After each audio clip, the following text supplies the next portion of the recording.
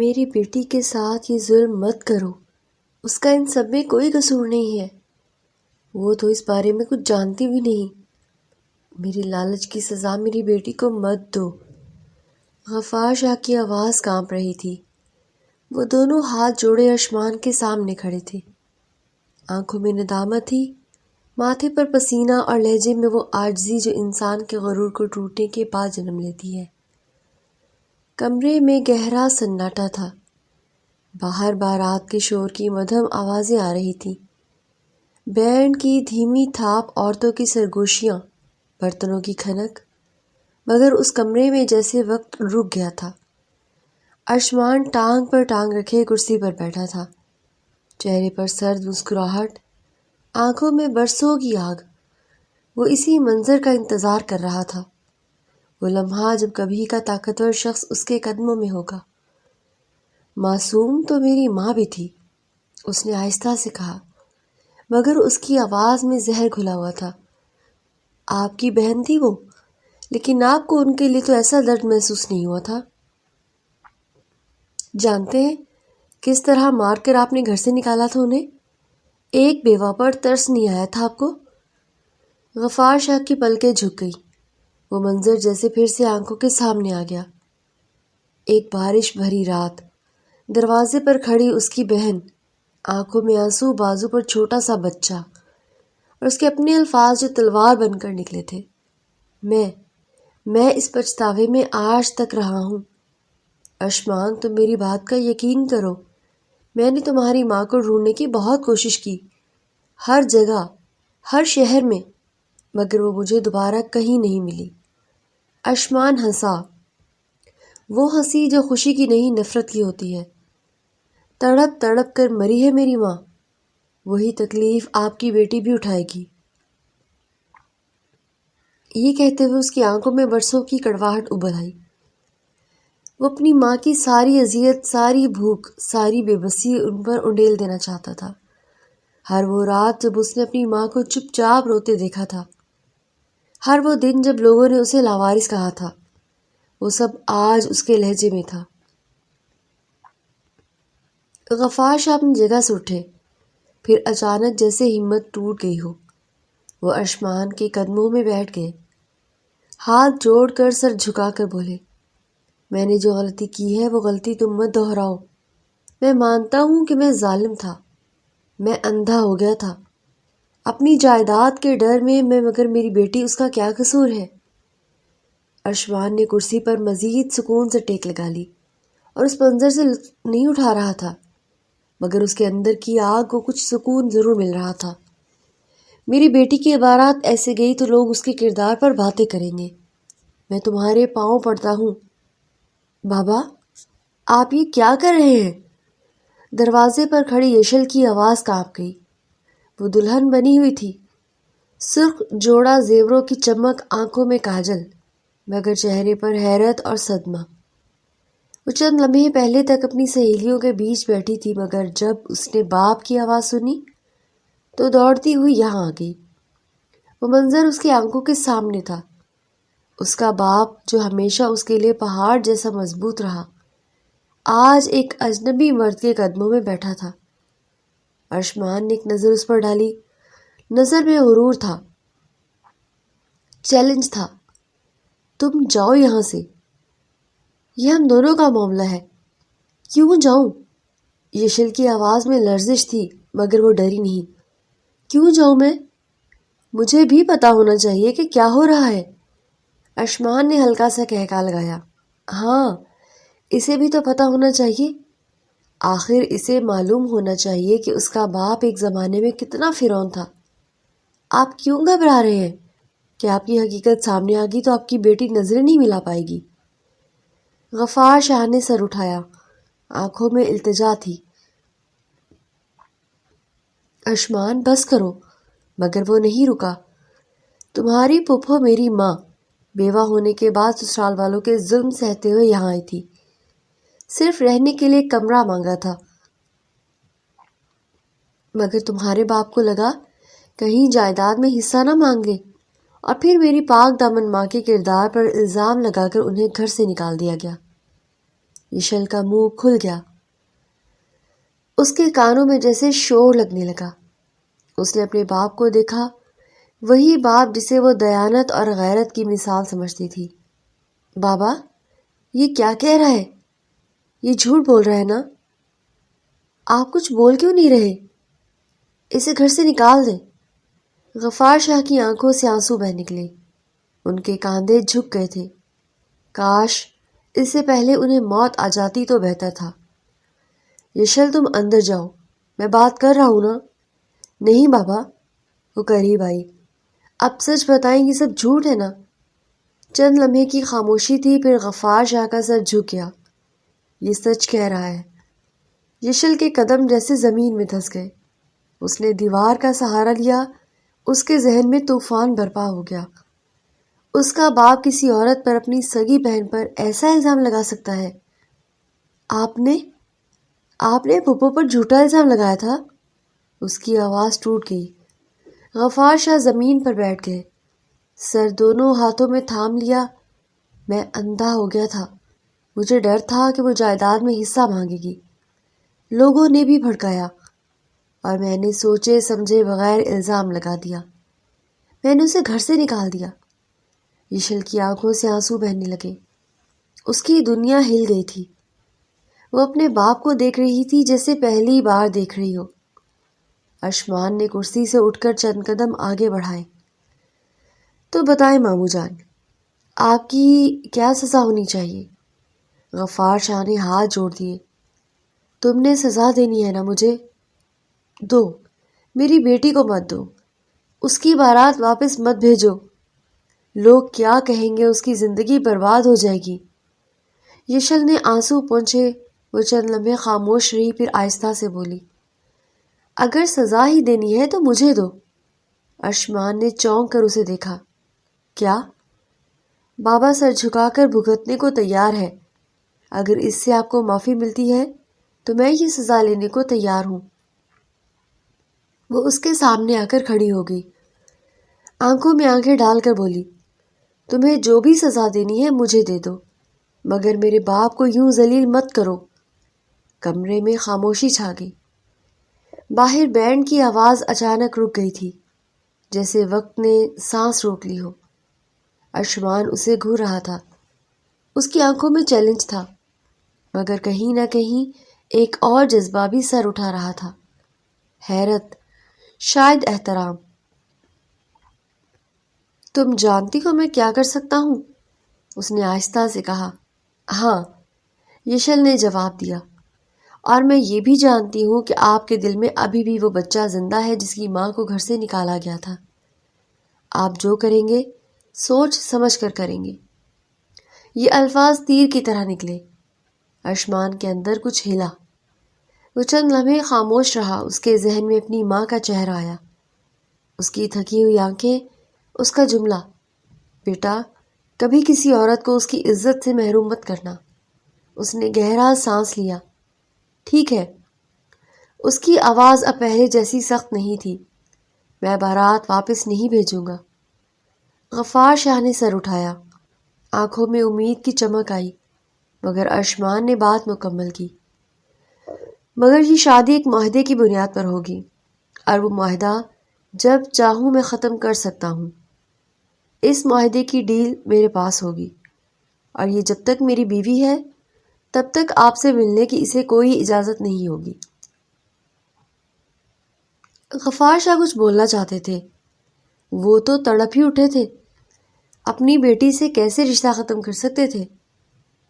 ایسے کیسے ایسے انسان کے بھروسے چھوڑ سکتے تھے؟ لیکن ان کے بولنے سے پہلے وہ بول اٹھی، مجھے یہ شرط منظور ہے۔ باپ کی آنکھیں بار بار بھیگ رہی تھی۔ نکاح کا کمرہ سادہ سا تھا، چند گواہ، ایک مولوی صاحب اور 2-3 قریبی رشتہ دار۔ نہ ڈھول کی آواز، نہ خوشیوں کی چہکار، بس دبی دبی سسکیاں اور رسمی جملے۔ یشل سر جھکائے دلہن بنی بیٹھی تھی، سرخ جوڑے کی چمک اس کے چہرے کی زردی کو چھپا نہیں پا رہی تھی۔ ہاتھوں کی مہندی ابھی گہری تھی، مگر دل کے اندر جو دھن تھی وہ کسی رنگ میں نہیں چھپ سکتی تھی۔ قبول ہے، مولوی صاحب کی آواز گونجی۔ چند لمحوں کی خاموشی کے بعد اس کی مدھم آواز سنائی دی، قبول ہے۔ 3 بار کے اقرار کے ساتھ نکاح مکمل ہو گیا۔ گواہوں نے دستخط کیے، دعا ہوئی اور یوں ایک رشتہ قائم ہو گیا، شرطوں اور شرائط پر۔ نکاح ہوتے ہی اسے اس کے شوہر کے ساتھ بٹھا دیا گیا، وہ شخص جو اسے معاہدے کی بنیاد پر لے کر جا رہا تھا، جو اس کا شوہر تھا، مگر اس رشتے میں محبت سے زیادہ حساب کتاب شامل تھا۔ میری بیٹی، غفار شاہ نے اسے سینے سے لگایا۔ وہ پھوٹ پھوٹ کر رو پڑے۔ ان کی انگلیاں ان کے سر پر پھرتی رہیں جیسے بچپن میں بہلاتے تھے۔ اتنے ناز اور نخروں سے پالی تھی، انہوں نے ہر خواہش پوری کی تھی، ہر آنسو سے پہلے اس کی وجہ جان لی، مگر یہ حقیقت انہیں پہلے کیوں نہ سمجھ آئی کہ جس لڑکے سے وہ برسوں پہلے بے خبر رہے وہی ان کا بھانجا ہے۔ اتنی مشابہت ہونے کے باوجود وہ اپنے آپ کو کیسے جھٹلاتے رہے؟ اشمان کی آنکھیں، اس کی پیشانی، اس کا انداز، سب ان کی بہن کی یاد دلاتا تھا، مگر انا اور وقت نے آنکھوں پر پردہ ڈال رکھا تھا۔ یشل نے باپ کے کندھے سے لگ کر آنکھیں بند کر لیں۔ دل چاہ رہا تھا وقت یہی رک جائے، مگر ایسا کب ہوتا ہے؟ دیر ہو رہی ہے، چلو چلے۔ اشمان کی آواز میں نہ نرمی تھی نہ جذبات، بس سیدھا سا اعلان۔ وہ آگے بڑھا، یشل کا ہاتھ اپنے ہاتھ میں لے کر مضبوطی سے تھام لیا۔ گرفت میں ملکیت کا احساس تھا، جیسے وہ کوئی قیمتی چیز اپنے ساتھ لے جا رہا ہو۔ اسے تقریباً گھسیٹتا ہوا باہر لے آیا۔ گاڑی دروازے پر تیار کھڑی تھی، نہ کسی رخصتی کا انتظار، نہ کسی رسم کی تکمیل۔ وہ اسے گاڑی میں بٹھا چکا تھا اور اگلے ہی لمحے گاڑی تیزی سے اڑ گئی۔ پیچھے کھڑے لوگ ایک دوسرے کی طرف دیکھتے رہ گئے۔ سرگوشیاں شروع ہو گئی۔ کیسا داماد ہے، عجیب سا رویہ ہے، مگر کوئی کچھ نہ کہہ سکا۔ معاملہ نازک تھا اور سب جانتے تھے کہ اس رشتے کے پیچھے کہانی سادہ نہیں ہے۔ گاڑی کے اندر خاموشی چھائی رہی۔ یشل نے کھڑکی سے باہر دیکھنا شروع کر دیا۔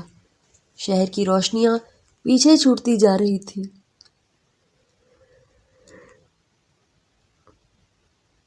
اس کا دل بھی جیسے پیچھے ہی رہ گیا تھا، اپنے باپ کے پاس۔ اشمان ڈرائیو کر رہا تھا، چہرہ سپاٹ جیسے کوئی جذبات ہی نہ ہو۔ اس نے ایک بار بھی اس کی طرف نہیں دیکھا۔ کچھ دیر بعد گاڑی ایک عالیشان گھر کے سامنے رکی۔ بلند گیٹ، سنگ مرمر کی سیڑھیاں، روشن برآمدہ، سب کچھ شاہانہ تھا، مگر یشل کے دل میں ڈوب بھی کوئی احساس نہیں تھا۔ نکلو، اس نے مختصر سا حکم دیا۔ یشل نے دروازہ کھولا، قدم باہر رکھے، سرد ہوا چہرے سے ٹکرائی۔ وہ چند لمحے کھڑی رہی، پھر اس کے پیچھے چل پڑی۔ اشمان نے اندر داخل ہوتے ہی نوکرانی کو اشارہ کیا۔ انہیں میرے سامنے والے کمرے میں ٹھہرا دیجیے گا۔ نوکرانی چونکی، لیکن مالک، وہ الجھن میں تھی۔ یہ ان کی مالکن تھی، صاحب کی بیوی، تو انہیں سامنے والے کمرے میں کیوں رکھا جا رہا تھا، مالک کے کمرے میں کیوں نہیں؟ اشمان نے اس کی حیرت کو نظر انداز کیا۔ کچھ کھانے کو بھی دے دیجیے گا انہیں۔ یشل نے فوری کہا، مجھے بھوک نہیں ہے۔ ایز یو وش، اس نے لاپرواہی سے کہا اور اندر کی جانب بڑھ گیا۔ نہ پلٹ کر دیکھا، نہ کچھ اور کہا۔ نوکرانی حیرت زدہ کھڑی تھی، پھر آہستہ سے یشل کے قریب آئی۔ آئیے بی بی جی۔ وہ اسے لے کر سامنے والے کمرے کی طرف چل دی۔ یشل کے قدم جیسے خود بخود اٹھ رہے تھے۔ وہ کچھ بولنے کے قابل نہیں رہی تھی۔ دل میں سوالوں کا ہجوم تھا۔ کمرہ کشادہ تھا، سجا ہوا، ہر آسائش موجود، مگر اس کے اندر اجنبیت کی سردی تھی۔ یہ اس کا گھر تھا یا نہیں؟ نوکرانی نے آہستہ سے پوچھا، آپ مالک صاحب کی بیوی ہیں نا؟ سب بعد میں۔ معصومیت تھی مگر الجھن بھی تھی۔ یشل نے اس کی طرف دیکھا تو ہونٹوں پر ایک تلخ مسکراہٹ آئی۔ تو کیا تمہیں اب کانٹریکٹ پر لکھ کر دوں؟ نوکرانی سہم گئی۔ نہیں بی بی جی، میرا وہ مطلب نہیں تھا۔ یشل نے ہاتھ اٹھا کر اسے خاموش کیا۔ میں جانتی ہوں تمہارا کیا مطلب تھا۔ وہ بیڈ کے کنارے بیٹھ گئی۔ سر سے دوپٹہ آہستہ سے سرک گیا۔ اس نے آئینے میں خود کو دیکھا، سرخ جوڑا، بھاری زیور، آنکھوں میں نمی۔ یہ کیسا نکاح تھا؟ نہ رخصتی کی خوشی، نہ شوہر کی شفقت، جیسے وہ کسی سودے کا حصہ ہو۔ کچھ دیر بعد نوکرانی کھانا رکھ کر چلی گئی۔ یشل نے اسے ہاتھ بھی نہیں لگایا۔ وہ اکیلی بیٹھی رہی، دیواروں کو تکتی ہوئی۔ ادھر ارشمان اپنے کمرے میں کھڑا کھڑکی سے باہر دیکھ رہا تھا۔ اس کے چہرے پر سختی تھی، مگر اندر کچھ اور چل رہا تھا۔ اس نے یہ سب کیوں کیا؟ اسے اپنے ہی گھر میں الگ کمرے میں کیوں ٹھہرایا؟ شاید وہ فاصلے رکھنا چاہتا تھا، شاید اسے خود اپنے جذبات سے ڈر تھا، شاید وہ اسے سزا دے رہا تھا، یا خود کو۔ یشل نے گہرا سانس لیا۔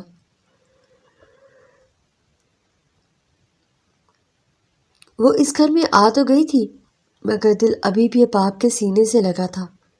اسے یاد آیا رخصتی کے وقت ان کی آنکھوں کا بھیگنا، ان کا کانپتا ہوا ہاتھ۔ میری بیٹی، یہ الفاظ ابھی بھی کانوں میں گونج رہے تھے۔ اس نے آنسو پوچھے خود کو سنبھالا۔ اگر یہ رشتہ شرطوں پر قائم ہوا ہے تو وہ بھی کمزور نہیں پڑے گی۔ وہ کسی کی مجبوری نہیں، کسی کی بیوی ہے۔ کمرے کے باہر قدموں کی آہٹ ہوئی۔ وہ چونکی۔ دروازہ کھلا اور ارشمان اندر آیا۔ چند لمحے اسے دیکھتا رہا۔ آرام کر لو، کل سے بہت کچھ بدلنے والا ہے۔ اس کی آواز میں کچھ معنی چھپے تھے۔ یشل نے سیدھا اس کی طرف دیکھا۔ میرے لیے تو آج ہی سب کچھ بدل گیا ہے۔ وہ کچھ کہے بغیر پلٹ گیا۔ دروازہ بند ہو گیا۔ کمرے میں پھر خاموشی پھیل گئی۔ ایک نکاح ہو چکا تھا، ایک رخصتی ہو چکی تھی، مگر ایک گھر ابھی بننا باقی تھا۔ میں تمہیں وارن کر رہا ہوں، اب تم میری بیوی ہو۔ دوبارہ اگر ایسی کوئی حرکت کی تو جان لے لوں گا۔ ارشمان کی آواز دھیمی مگر خطرناک تھی۔ الفاظ اونچے نہیں تھے، مگر لہجے میں ایسی سختی تھی کہ کمرے کی فضا ساکت ہو گئی۔ یشل نے دروازے کے قریب کھڑے ہو کر اس کی طرف دیکھا۔ اس کی سانسیں تیز تھیں، آنکھوں میں غصہ اور بے بسی دونوں تھے۔ یہ وہی گھر تھا جہاں وہ پچھلے چند دنوں سے قید تھی۔ زبردستی کے نکاح کے بعد ارشمان نے اسے اسی گھر میں رکھ لیا تھا۔ باہر کی دنیا سے اس کے رابطے تقریباً منقطع کر دیے گئے تھے۔ اس کا موبائل، اس کے سوشل اکاؤنٹس، یہاں تک کہ لینڈ لائن تک کی اس کی رسائی محدود تھی۔ اور آج اسے خبر ملی تھی کہ اس کا باپ شدید بیمار ہے۔ وہ صرف ملنے جانا چاہتی تھی، صرف ایک بار، مگر ارشمان نے صاف انکار کر دیا۔ صرف ماں کے لیے بیوی ہو تمہاری میں، یشل نے چیخ کر کہا۔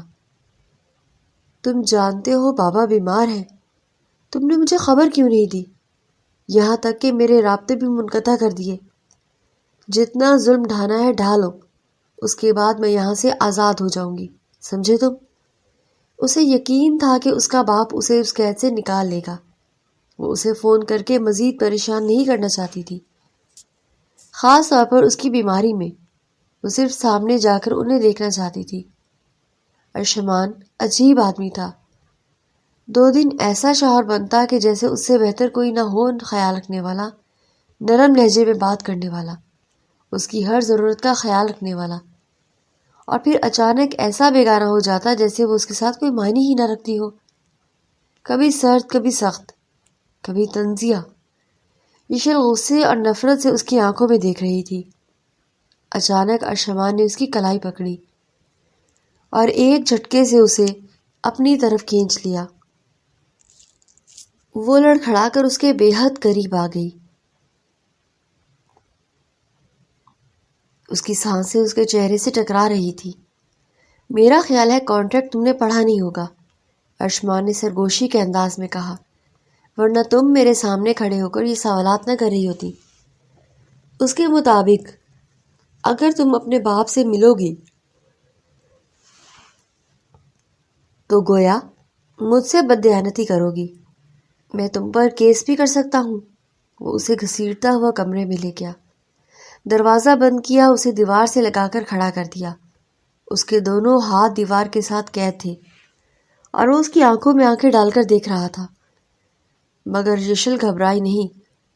دل زور سے دھڑک رہا تھا، مگر وہ نظریں جھکانے کو تیار نہیں تھی۔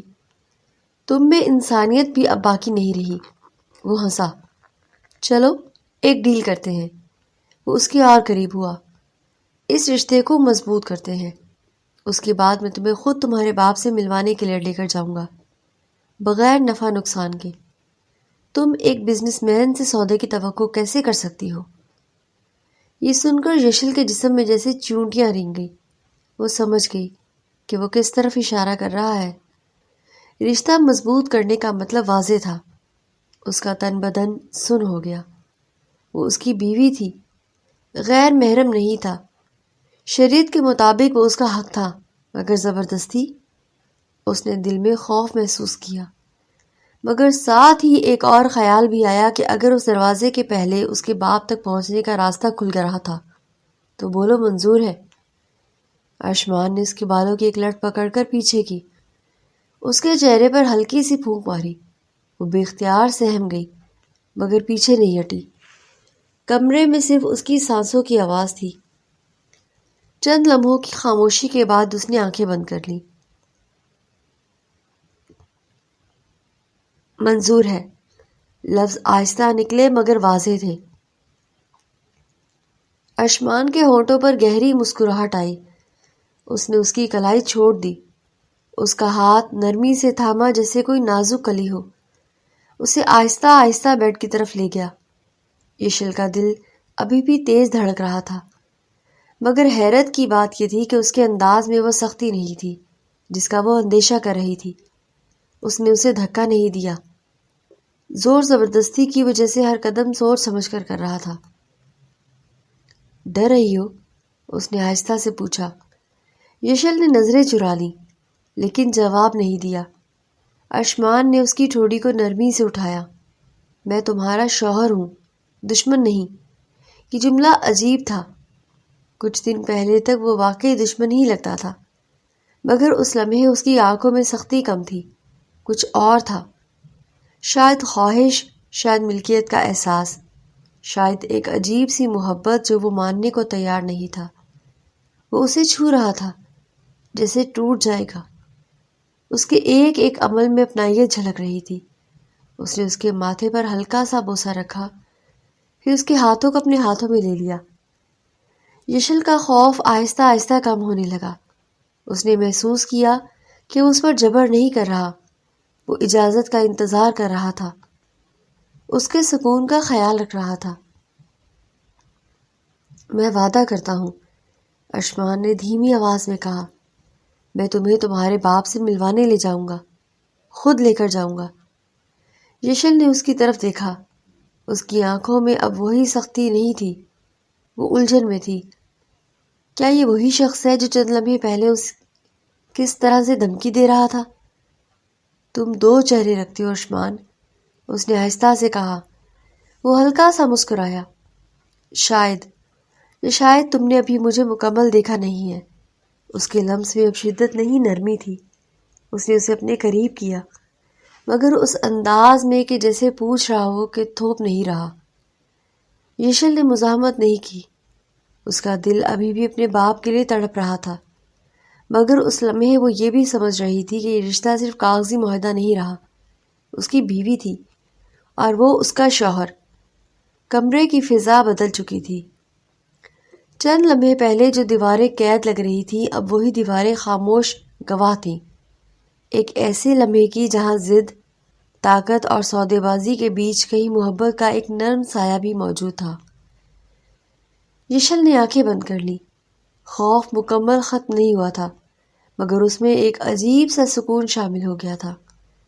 شاید اس لیے کہ اس نے جبر نہیں کیا، شاید اس لیے کہ اس نے وعدہ کیا تھا، اور شاید اس لیے کہ دل کے کسی کونے میں وہ یہ ماننے لگی تھی کہ اس عجیب دروے انسان کے اندر کہیں نہ کہیں ایک سچا جذبہ بھی موجود تھا۔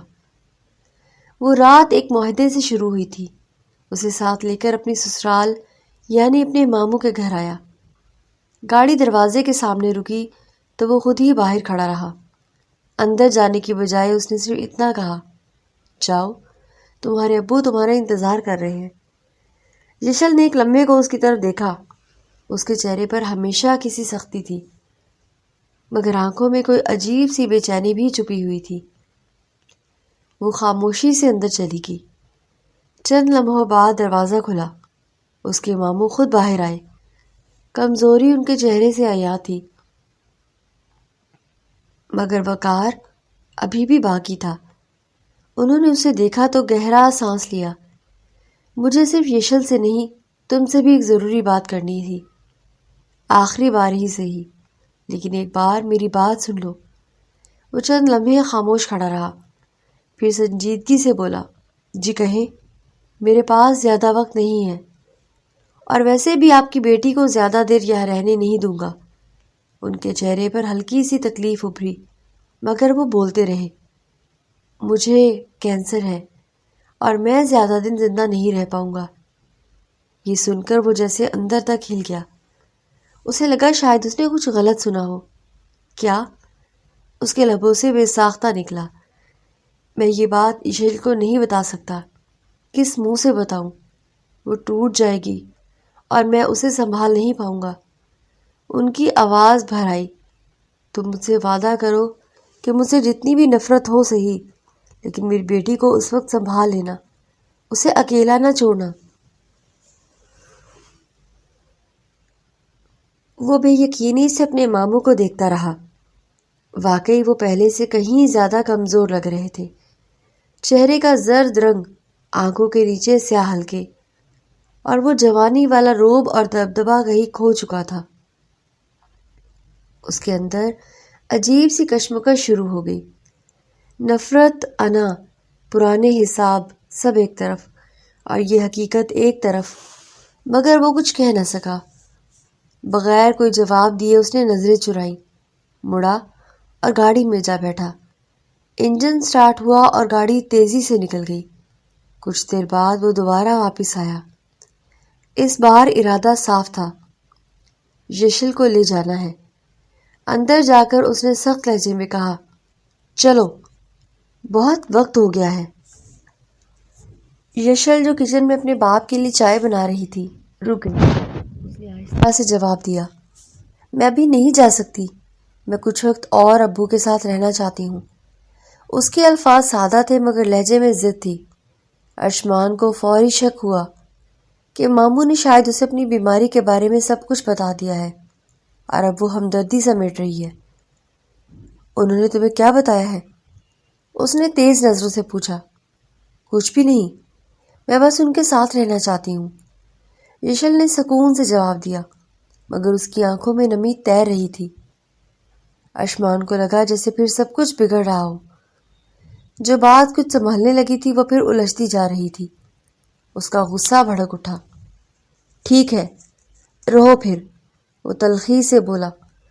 یشل نے حیرت سے اسے دیکھا، شاید وہ اسے روکنے کی توقع کر رہی تھی، مگر وہ مڑا اور بغیر پیچھے دیکھے باہر نکل گیا۔ گاڑی میں بیٹھتے ہوئے اس کے ذہن میں ماموں کی آواز گونج رہی تھی کہ میری بیٹی کو اکیلا نہ چھوڑنا۔ اس نے اسٹیئرنگ مضبوطی سے تھام لیا۔ غصہ بھی تھا، الجھن بھی، اور ایک ایسا وعدہ بھی جو اس نے زبان سے نہیں مگر دل میں کہیں خاموشی سے قبول کر لیا تھا۔ تم میرے بابا کے قاتل ہو، تم نے اپنے انتقام میں انہیں مارا ہے۔ یشل کی آواز میں ایسا کرب تھا جیسے کسی نے اس کے سینے میں ہاتھ ڈال کر دل مروڑ دیا ہو۔ وہ ارشمان کا گریبان پکڑے کھڑی تھی، انگلیاں کانپ رہی تھی، مگر گرفت مضبوط تھی۔ آنکھیں سرخ، بال بکھرے ہوئے، چہرہ زرد، اس کے لب کانپ رہے تھے، مگر الفاظ خنجر کی طرح نکل رہے تھے۔ ان دونوں کے درمیان بہت مشکل سے سب کچھ ٹھیک ہوا تھا۔ 2.5 سال کی ضد، انا، نفرت اور خاموشی کے بعد پہلی بار کوئی نرم گوشہ پیدا ہوا تھا، مگر آج سب کچھ بکھر گیا تھا۔ ارشمان کو یوں لگا جیسے اس کا دماغ معطل ہو گیا ہو۔ اس کے چہرے کو دیکھ رہا تھا، مگر سمجھ نہیں پا رہا تھا کہ وہ کیا سن رہا ہے۔ ماموں، اس کے لبوں سے بے اختیار الفاظ نکلے، مگر اس کے پورے ہونے سے پہلے ہی یشل کی چیخ نے انہیں کاٹ دیا۔ نام مت لو ان کا اپنی زبان سے۔ تم نے میرے باپ کو اس حال تک پہنچایا ہے۔ کتنی کالیں کی تھی، تمہیں میں نے کتنی بار مدد کے لیے پکارا تھا، لیکن تم اپنی انا کا جھنڈا بلند کیے بیٹھے رہے۔ تمہیں اپنی ضد عزیز تھی، میرا باپ نہیں۔ وہ چیخ رہی تھی، ہر لفظ میں شکوہ تھا، الزام تھا، دکھ تھا۔ گھر کے سامنے کھڑے لوگ سہم گئے تھے، کچھ رشتہ دار، کچھ محلے والے، وہ سب تماشائی بنے کھڑے تھے۔ کچھ لوگ سرگوشیاں کر رہے تھے، یہی ہے اس کا شوہر۔ کچھ کو پوری حقیقت معلوم تھی اور وہ منہ پر ہاتھ رکھ کر کھڑے تھے۔ اشمان نے اس کا بازو پکڑ کر ہلایا۔ کیا بول رہی ہو؟ کیا ہوا ہے ماموں کو؟ اس کی آواز میں بے یقینی تھی، خوف تھا۔ یشل نے اس کا ہاتھ جھٹک دیا۔ مر چکے ہیں وہ، اب تمہارا بدلہ پورا ہو گیا۔ خوش ہو اب؟ جا کر تالیاں بجاؤ، جشن مناؤ۔ مار دیا تم نے انہیں۔ ان کی آنکھوں کے گرد سیاہ حلقے نمایاں تھے۔ 2 دن پہلے وہ گھر سے بتائے بغیر اپنے باپ کے پاس چلی آئی تھی۔ بس ایک جھگڑا تھا، ایک ضد، ایک ناراضگی۔ اشمان نے بھی انا میں فون نہیں کیا۔ وہ نہیں جانتا تھا کہ اس خاموشی کی قیمت موت ہوگی۔ اشمان کے قدم لڑکھڑائے، وہ وہیں زمین پر بیٹھ گیا، سر دونوں ہاتھوں میں تھام لیا۔ آوازیں دھندلی ہو گئی، آنکھیں نم ہو گئیں، سب مدھم ہو گیا۔ نہیں، اس کے لبوں سے سرگوشی نکلی، مگر یشل نے پلٹ کر اسے دیکھنا بھی ضروری نہیں سمجھا۔ اس کی نظر میں قاتل تھا، اس کے باپ کا مجرم۔ گھر کے اندر ماتم کا سما تھا، سفید چادریں، سسکیاں، قرآن کی تلاوت کی مدھم آواز تھی۔ کچھ عورتیں یشل کو تھامے بیٹھی تھیں، مگر وہ پتھر ہو چکی تھی۔ آنکھوں سے آنسو بہتے رہے، مگر چہرہ سخت تھا۔ اشمان باہر مردوں کے ساتھ کھڑا تعزیت وصول کر رہا تھا۔ عجیب سا ماحول تھا۔ وہی لوگ جو چند ماہ پہلے اس کے نام پر بددعائیں دیتے تھے، آج اس کے کندھے پر ہاتھ رکھ کر صبر کی تلقین کر رہے تھے۔ وہ ہر ایک کو رخصت کر رہا تھا، مگر خود کہیں اور کھویا ہوا تھا۔ صبح سے شام ہونے کو آئی، سورج ڈھل گیا، صحن میں سائے لمبے ہو گئے اور لوگ ایک ایک کر کے چلے گئے۔ گھر میں خاموشی پھیلنے لگی۔ اشمان نے گہرا سانس لیا اور یشل کے کمرے کی طرف بڑھا۔ دروازہ بند تھا۔ اس نے آہستہ سے دستک دی، کوئی جواب نہیں۔ اس نے دروازہ کھولا تو یشل فرش پر بیٹھی تھی، دیوار سے ٹیک لگائے، سامنے اپنے باپ کی تصویر رکھی ہوئی تھی، آنکھیں خشک ہو چکی تھیں۔ چلو واپس گھر چلتے ہیں۔ اس کی آواز دھیمی تھی۔ تمہارا یہاں اکیلے رہنا ٹھیک نہیں ہے۔ پہلے ماموں تھے، اب ان کے بعد میں تمہیں یہاں نہیں چھوڑ سکتا۔ یشل نے آہستہ سے سر اٹھایا۔ اس کی آنکھوں میں ایسی سردی تھی کہ اشمان کو ایک لمحے کے لیے خود پر شک ہونے لگا۔ میں یہی رہوں گی، یہی میرا گھر ہے اور میں تمہارے ساتھ واپس جانے کا کوئی ارادہ نہیں رکھتی۔ ہمارا تعلق بھی جلد ختم ہو جائے گا۔ ہر لفظ ناپا تلا تھا، جیسے پہلے سے سوچ رکھا ہو۔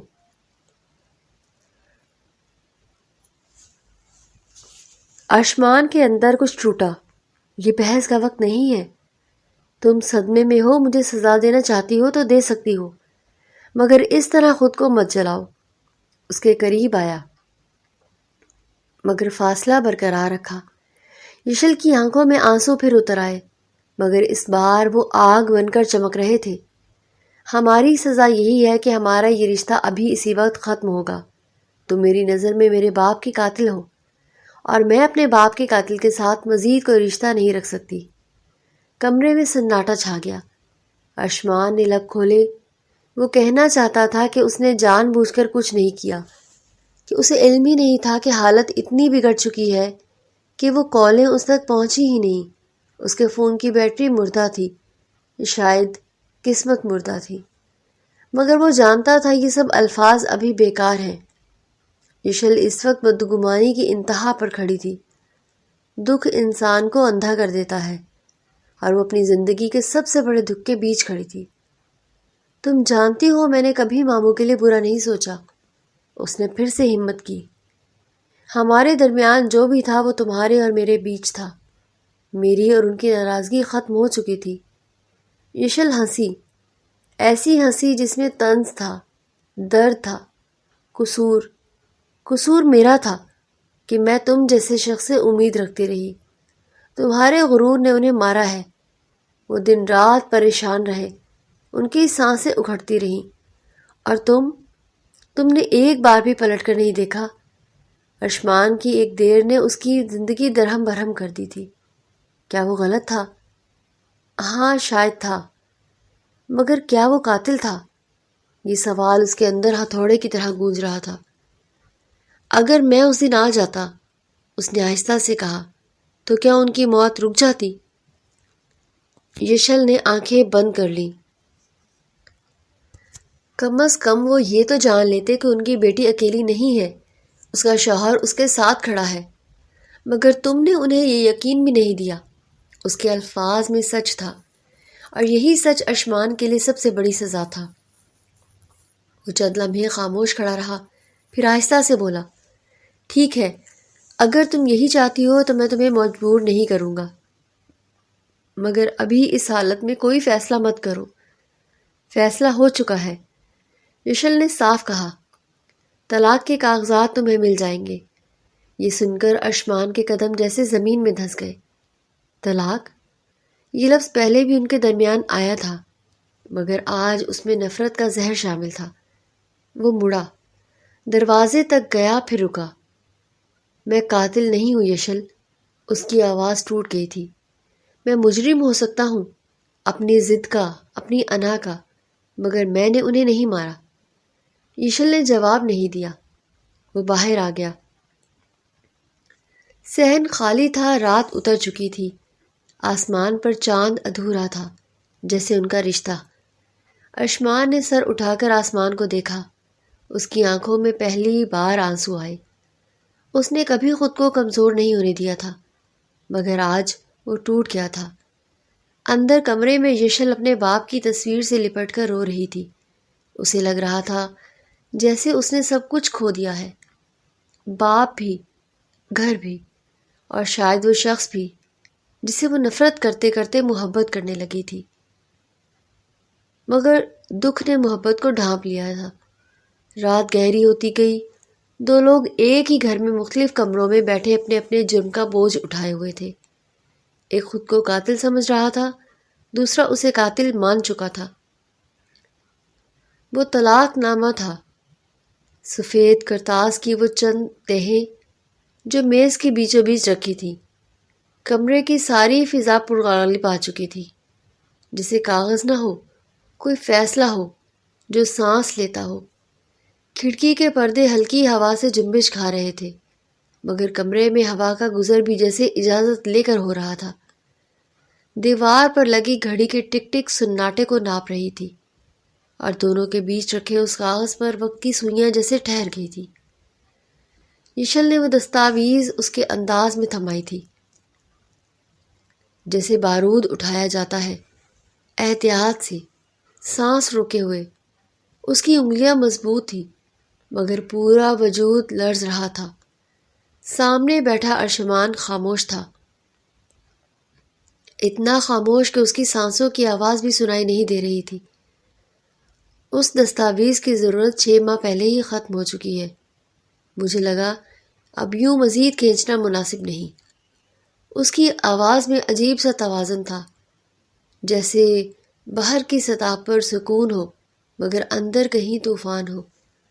اس نے ہر تلاطم کو اپنی پلکوں کے پیچھے قید کر لیا تھا۔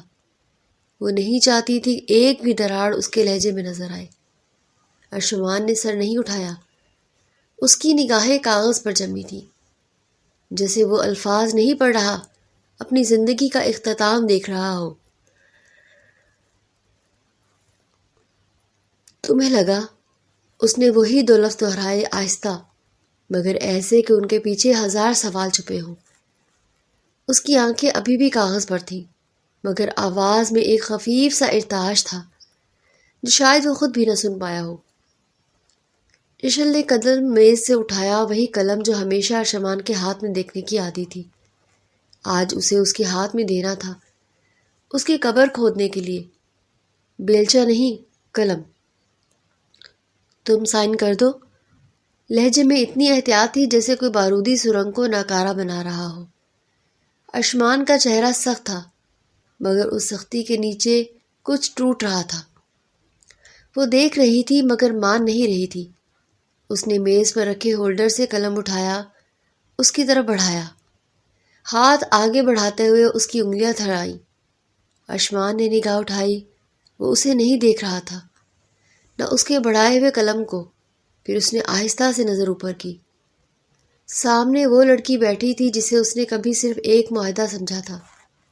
آج وہی معاہدہ اس کی زندگی کی سب سے بڑی حقیقت بن چکا تھا۔ اس کی نظر قلم پر گئی۔ ایک لمحے کو اسے واقعی لگا جیسے قبر بیلچے سے نہیں، اس قلم سے کھودی جانی ہے۔ اس نے ہاتھ بڑھایا، ان 2 پلوں میں جیسے صدیوں کی توانائی خرچ ہو گئی۔ انگلیاں قلم کو چھونے سے پہلے ایک دوسرے سے مس ہوئیں۔ محض ایک لمحہ، مگر اس ایک لمحے میں ان کے درمیان گزرے 2.5 سال سمٹ آئے۔ نظر قلم سے ہوتی ہوئی اس کے چہرے پر ٹھہری، وہی عمیق خاموشی اسے دیکھ رہی تھی، مگر تاثرات جیسے قید کا شکار ہو۔ اس کے حلق میں ریت اٹکی۔ ایک لمحے کو وہم ہوا کہ ان آنکھوں کے صحرا میں چلتی ہوا آج سہمی ہوئی ہے، مگر یہ وہم ہی تھا، ہونا بھی چاہیے تھا۔ اس نے قلم تھاما، ہاتھ واپس کھینچا، کاغذ اس کے سامنے تھا۔ قلم کی نوک وہاں موجود تھی جہاں اس کے دستخط درکار تھے۔ کمرے میں آوازیں مرنے لگی، صرف گھڑی کی ٹک ٹک باقی تھی، یا پھر 2 دلوں کی دھڑکن۔ ایک کی دھڑکنیں سست پڑ رہی تھی اور دوسرے کو شور کرنے کی اجازت برسوں پہلے ضبط کر لی گئی تھی۔ ہاتھ نے خفیف سی حرکت کی، سیاہی کا پہلا نقطہ کاغذ پر پڑا۔ یشل کی آنکھیں جم گئیں۔ وہ مجسمے کی طرح بیٹھی اس کے اقدام کو دیکھ رہی تھی۔ ارشمان اسے نہیں دیکھ رہا تھا، وہ صرف دستخط کر رہا تھا۔ اعتراض کا ایک لفظ کہے بغیر کوئی مزاحمت نہیں۔ وہ جو سوچ کر آئی تھی اسے قائل کرنا پڑے گا، دلیل دینی پڑے گی، شاید منت بھی کرنی پڑے۔ وہ سب غیر ضروری ہو گیا تھا، وہ ہتھیار اٹھانے سے پہلے ہی ڈال چکا تھا۔ ارشمان کاغذ پر نام مکمل ہونے سے پہلے اس کا ہاتھ رک گیا، جیسے کسی نے کلائی تھام لی ہو۔ سانس گلے میں اٹک گئی۔ اس نے آنکھیں بند کی۔ مجھے کچھ وقت دو۔ یشل کی آنکھیں کھل گئیں۔ قلم میز پر دھرا تھا، وہ کاغذ اس کی طرف کھسکا رہا تھا۔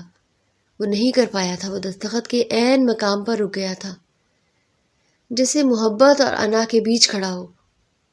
یشل نے اسے دیکھا۔ ارشمان کا ایسا چہرہ اس نے کبھی نہیں دیکھا تھا، جیسے وہ ہنسنا جانتا ہی نہ ہو، جیسے خوشی اس کے لیے محض ایک افسانہ ہو۔ اس کی ساری اکڑ، سارا غرور جیسے بیٹھ گیا تھا۔ وہ پتھر جو 2.5 سال تک سنگ رہا، آج دراڑوں سے بھرا تھا۔ ٹھیک ہے، میں کل آ کر لے جاؤں گی، اس نے خود کو سنبھالتے ہوئے کہا۔ اس سے زیادہ وہ خود کے لیے نہیں کر سکتی تھی۔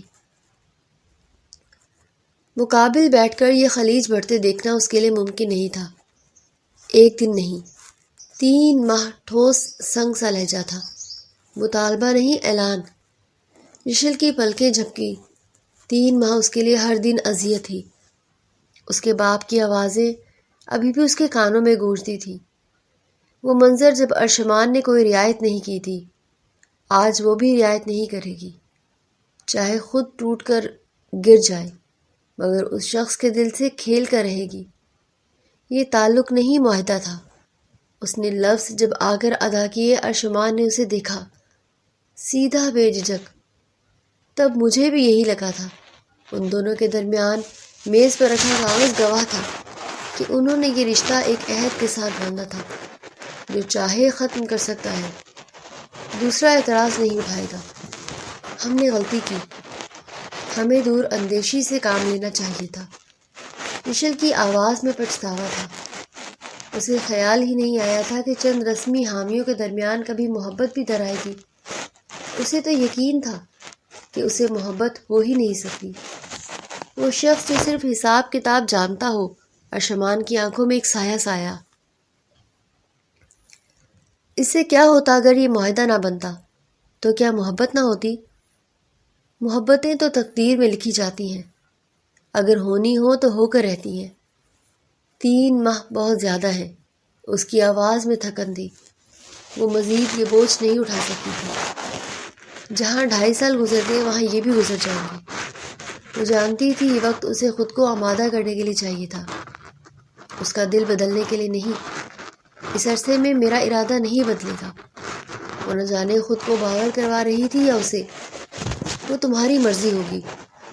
انداز نے بے پرواہی اوڑھ لی، مگر آنکھوں میں ایک شکستہ سی روشنی تھی جو اسے چاہیے تھا۔ وہ بھیک میں بھی نہیں ملتا، اس نے مانگا بھی نہیں، صرف 3 ماہ۔ ارشمان نے اس بات میں سر ہلایا۔ خاموشی پھر مان بن کر در آئی۔ یشل نے آہستہ سے کاغذ اٹھایا جیسے وہ اپنی ہی سانسیں سمیٹ رہی ہیں۔ وہ کھڑی ہوئی تو قدم بھاری تھے مگر ارادہ سخت۔ ارشمان اسے دیکھتا رہا، دانت پر دانت جمائے، یہاں تک کہ وہ دروازے تک پہنچ گئی۔ ایک لمحے کو اس نے چاہا کہ وہ پلٹ کر دیکھے، مگر وہ نہیں پلٹی۔ دروازہ بند ہوا اور کمرے میں پھر وہی سناٹا رہ گیا۔ گھڑی کے ٹک ٹک، میز پر رکھا قلم اور ارشمان جو کرسی پر بیٹھا تھا مگر اندر سے زمین بوس ہو چکا تھا۔ اس نے سر پیچھے ٹکا دیا، آنکھیں بند کر لیں۔ 3 ماہ، صرف 3 ماہ، شاید اتنا وقت کافی ہو کہ وہ خود کو قائل کر سکے، یا شاید اتنا وقت کہ وہ اسے روکنے کی کوئی وجہ تلاش کر سکے۔ مگر وہ جانتا تھا اگر محبت نفع نقصان کی قائل ہوتی تو آج دستخط کر چکا ہوتا۔ اور یشل وہ باہر آ کر دیوار سے لگ گئی، آنکھیں بند کی۔ وہ مضبوط تھی، اسے مضبوط رہنا تھا۔ اس نے یہ جنگ شروع کی تھی مگر اسے خبر نہیں تھی کہ الفاظ کے اس کھیل میں آخر میں دونوں کے دل مہرے بن جائیں گے۔ آج دستخط نہیں ہوئے تھے مگر 3 ماہ بعد وقت ہی فیصلہ کرے گا کہ وہ قلم محبت کی قبر کھودے گا یا اس کے لیے کوئی اور راستہ تراشے گا۔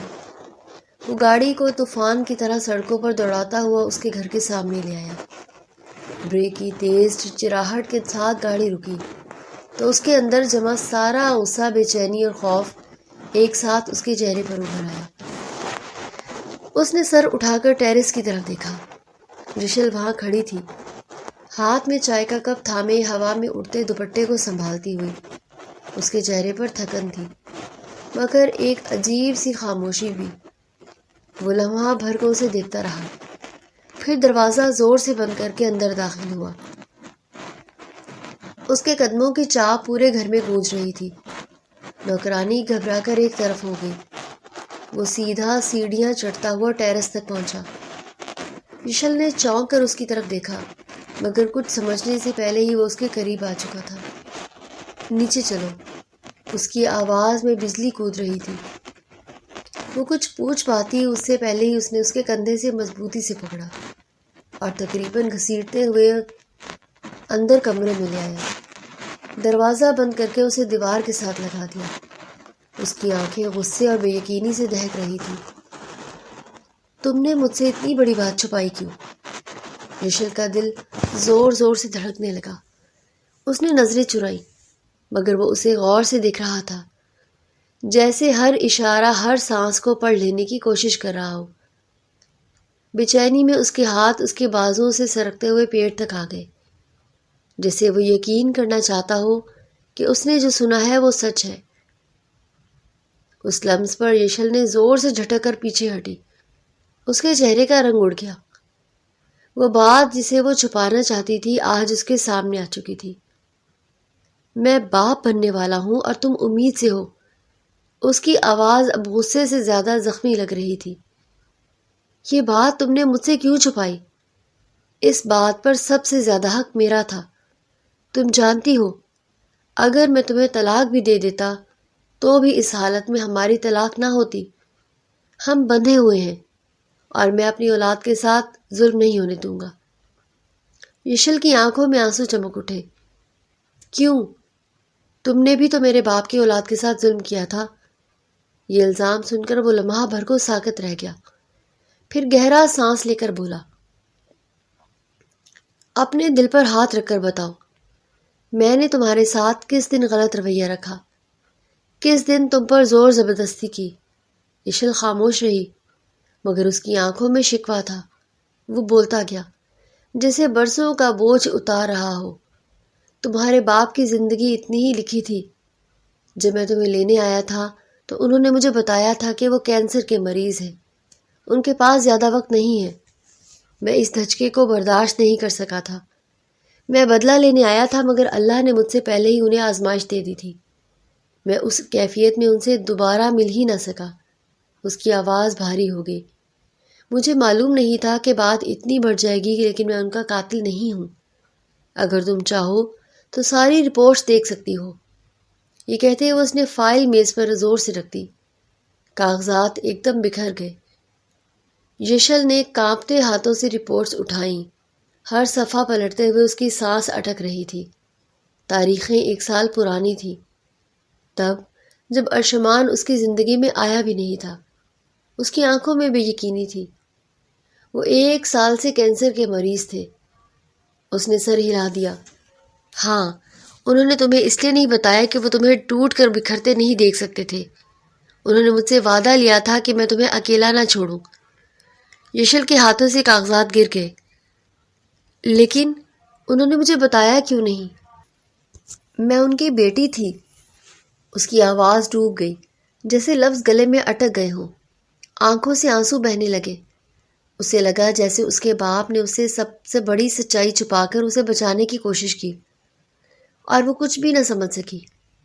ارشمان نے آہستہ سے کہا، وہ تمہیں کمزور نہیں دیکھنا چاہتے تھے، وہ چاہتے تھے تم اپنی زندگی جیو بغیر اس بوجھ کے، اور میں نے بھی ضد میں آ کر بہت کچھ بگاڑ دیا، مگر میں تمہیں اکیلا نہیں چھوڑوں گا، نہ تمہیں نہ اپنے بچے کو۔ کمرے میں خاموشی پھیل گئی۔ باہر ہوا تیز چل رہی تھی، جیسے اندر کے طوفان کی آگاہی کر رہی ہو۔ یشل کا دل برسوں کے بوجھ سے بھرا ہوا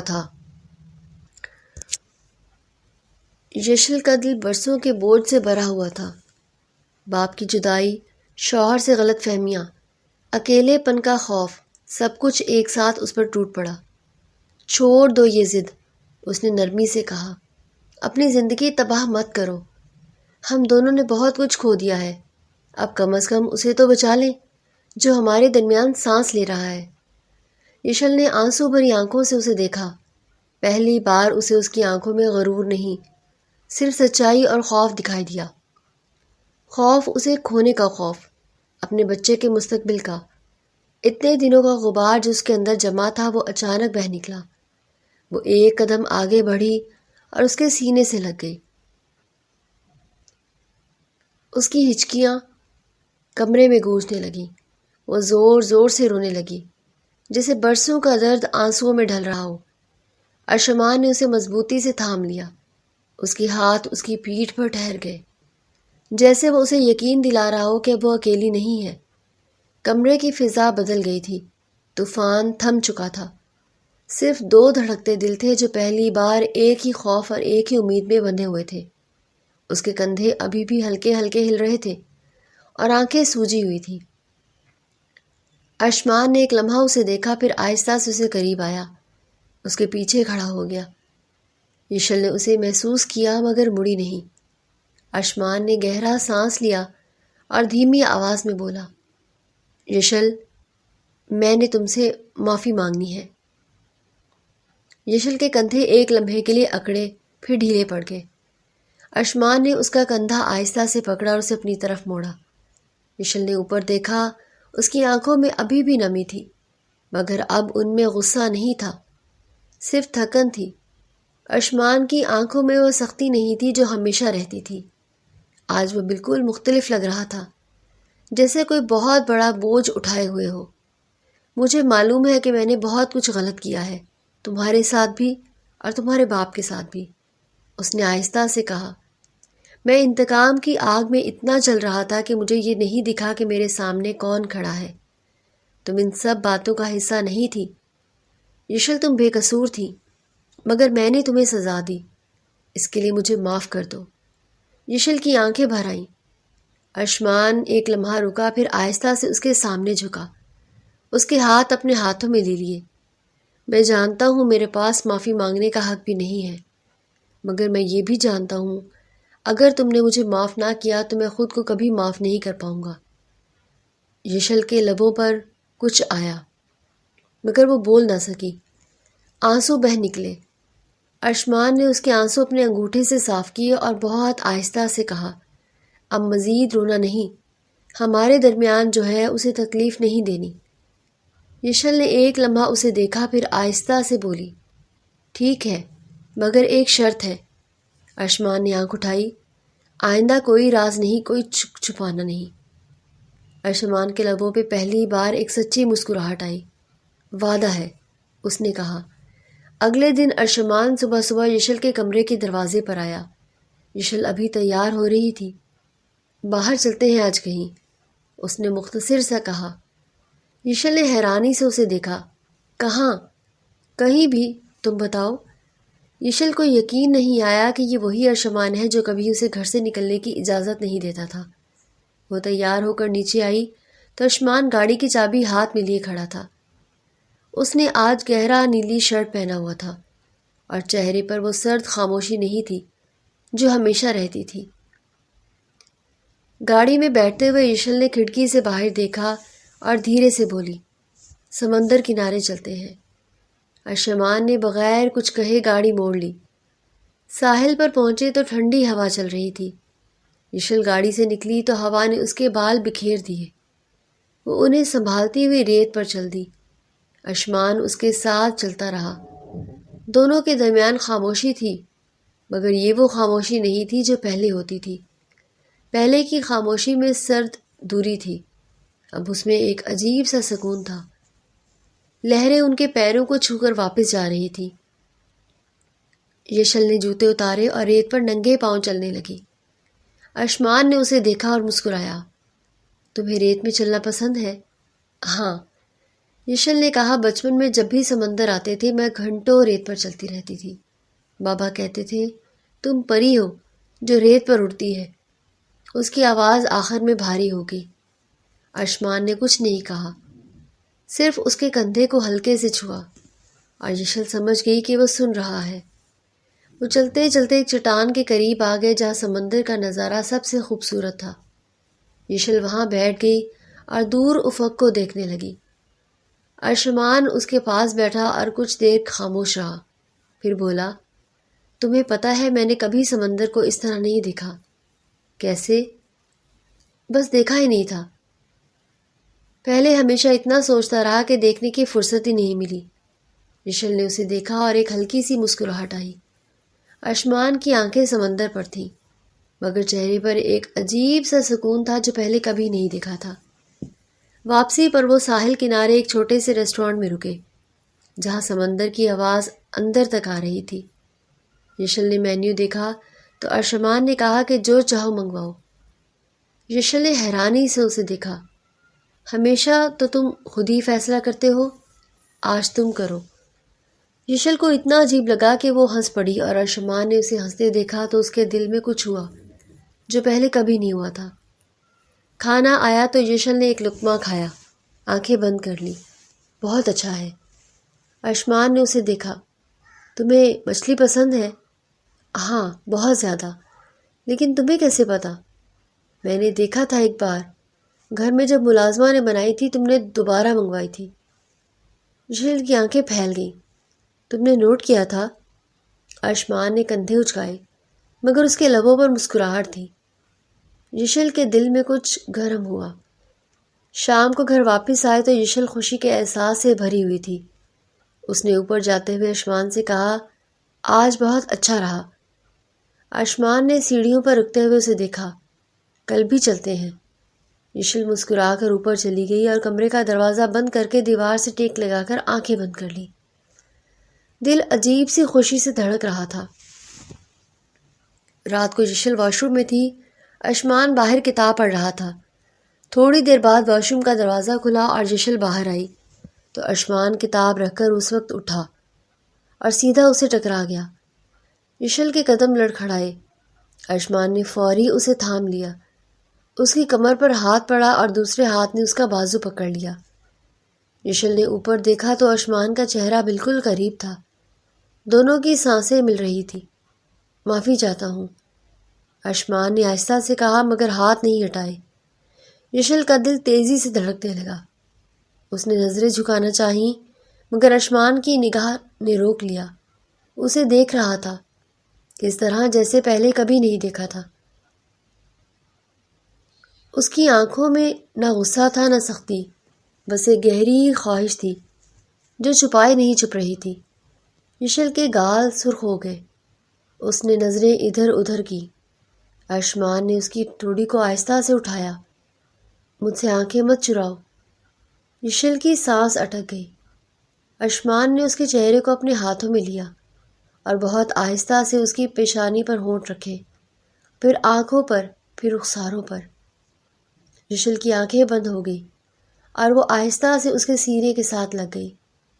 اشمان نے اسے اپنے بازوؤں میں بھر لیا، اس کے سر پر ہونٹ رکھ دیے۔ کمرے میں صرف ان کی سانسوں کی آواز تھی اور وہ سکون تھا جو برسوں کی جنگ کے بعد ملتا ہے۔ تھوڑی دیر بعد یشل نے اس کے سینے سے سر اٹھایا اور آہستہ سے بولی، اشمان۔ اس نے اسے دیکھا۔ میں تم سے ڈرتی تھی۔ اشمان کے چہرے پر ایک درد آیا۔ میں جانتا ہوں، اب بھی ڈرتی ہو۔ یشل نے سوچا، پھر آہستہ سے کہا، اب نہیں۔ اشمان کے لبوں پر مسکراہٹ آئی جو یشل نے آج سے پہلے کبھی نہیں دیکھی تھی۔ اگلے کچھ دنوں میں خان بلا یعنی اشمان کے گھر میں سب نے محسوس کیا کہ کچھ بدل گیا ہے۔ اشمان کی آواز میں سختی کم ہو گئی تھی اور یشل کے چہرے پر ایک ہلکی سی روشنی آ گئی تھی۔ دادی جان نے ایک صبح ناشتے کی میز پر یشل کا ہاتھ تھاما اور بولی، بیٹا تم اس گھر کی روشنی ہو۔ یشل کی آنکھیں بھر آئیں۔ اس نے دادی جان کا ہاتھ چوما۔ اشمان نے یہ منظر دیکھا اور آنکھیں جھکا لی۔ اس کے اندر کچھ پگھل رہا تھا۔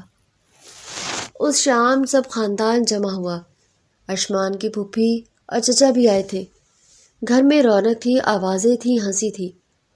یشل کچن میں چائے بنا رہی تھی کہ اشمان اندر آیا۔ خاموشی سے اس کے پاس کھڑا ہو گیا۔ یشل نے چونک کر دیکھا۔ کچھ چاہیے آپ کو؟ نہیں، بس تم یہاں تھی تو آ گیا۔ یشل کے ہاتھ رک گئے۔ اس نے اشمان کو دیکھا جو بڑی معصومیت سے کیبنٹ سے ٹیک لگائے کھڑا تھا۔ یشل کو ہنسی آ گئی۔ تم عجیب ہو۔ اشمان نے آنکھ اٹھائی۔ یشل نے چائے کی ٹرے اٹھائی اور باہر جاتے جاتے رکی۔ آتے ہو؟ اشمان نے مسکرا کر اس کے پیچھے قدم اٹھایا۔ لاؤنج میں سب بیٹھے تھے۔ پھوپھی نے یشل کو دیکھا اور اشمان کو دیکھا، پھر مسکراتے ہوئے بولی، یہ لڑکی تجھ سے زیادہ ہوشیار لگتی ہے اشمان۔ اشمان ایک پل کو رکا، پھر بالکل سنجیدگی سے بولا، ہاں ہے۔ سب ہنس پڑے اور یشل کے گال سرخ ہو گئے۔ دادی جان نے کہکہا لگایا اور بولی، آخر کار میرے پوتے کو عقل آ ہی گئی ہے۔ اشمان نے یشل کی طرف دیکھا اور یشل نے آنکھیں چرا لیں، مگر ہونٹوں پر مسکراہٹ نہیں چھپ رہی تھی۔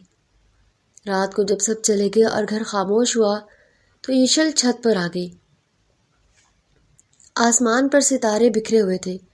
ٹھنڈی ہوا چل رہی تھی جو اس کے بالوں کو ہلکے سے چھو رہی تھی۔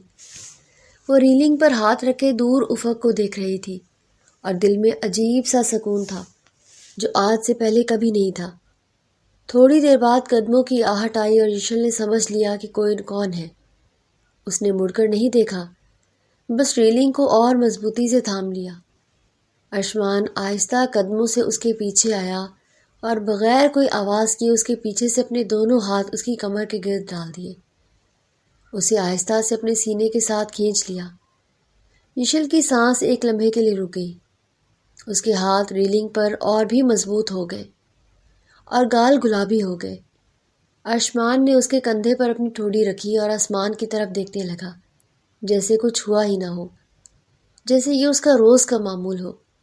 یشل نے آنکھیں جھکا لیں، اپنے آپ سے کہا کہ کچھ نہیں ہوا، بالکل نارمل بات ہے، مگر دل تھا کہ مانتا ہی نہیں تھا اور زور زور سے دھڑکتا جا رہا تھا۔ کیا تم نے کبھی سوچا تھا کہ ایسا ہوگا؟ یشل نے آہستہ سے کہا اور آواز میں ہلکی سی کپکپاہٹ تھی۔ کیا؟ ارشمان نے اسی سکون سے پوچھا۔ یہ سب، یہ لمحہ، یہ خاموشی۔ ارشمان نے گہرا سانس لیا اور اس کی گرفت ذرا اور مضبوط ہو گئی۔ نہیں، میں نے صرف انتقام سوچا تھا، محبت نہیں۔ یشل کے دل میں کچھ ہلا۔ اس نے ہمت کر کے پوچھا، اور اب؟ ارشمان نے جواب دینے سے پہلے اسے آہستہ سے پلٹایا۔ اب یشل اس کے سامنے تھی۔ دونوں کے درمیان بس ایک سانس کا فاصلہ تھا۔ یشل نے نظریں جھکا لی مگر ارشمان نے اس کی ٹھوڑی اٹھائی اور جب یشل کی آنکھیں اس سے ملی تو اس کے گال اور گہرے سرخ ہو گئے۔ ارشمان نے آہستہ سے کہا، اب مجھے پتہ ہے کہ انتقام کی آگ بجھ جاتی ہے مگر محبت کا سکون رہتا ہے، اور تم وہ سکون ہو جو مجھے آج سے پہلے کبھی نہیں ملا تھا۔ یشل کی آنکھیں بھر آئیں اور وہ کچھ بولنا چاہتی تھی مگر الفاظ نہیں آئے۔ ارشمان نے اس کا ہاتھ اپنے ہاتھ میں لے لیا اور انگلیاں آپس میں گتھ لی۔ یشل نے اس کے سینے پر سر رکھ دیا۔ اوپر آسمان پر ستارے تھے اور نیچے دو دل تھے جو ایک لمبی جنگ کے بعد آخرکار ایک دوسرے کو ملے تھے، اور اس رات چھت پر کھڑے ہو کر انہوں نے بغیر کچھ کہے ایک دوسرے سے وہ سب کہا جو الفاظ کبھی نہیں کہہ سکتے تھے۔